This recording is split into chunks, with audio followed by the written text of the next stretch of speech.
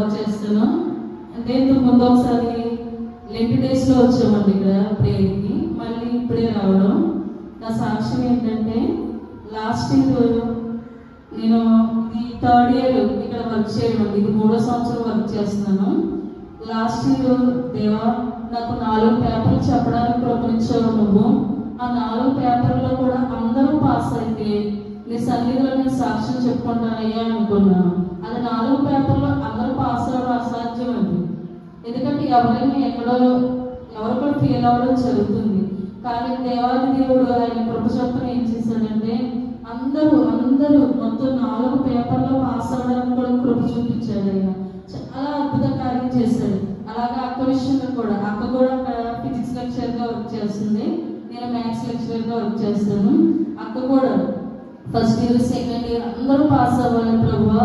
మళ్ళా ఫెయిల్ అయితే తిరిగి హాలిడేస్లో మళ్ళా క్యాంపులకు వెళ్ళాలి, అక్కడ వర్క్ చేయాలి, హాలిడేస్లో ఇంటి దగ్గర రెస్ట్ తీసుకోవడానికి ఉండదు ప్రభువా అని అనుకున్నాము.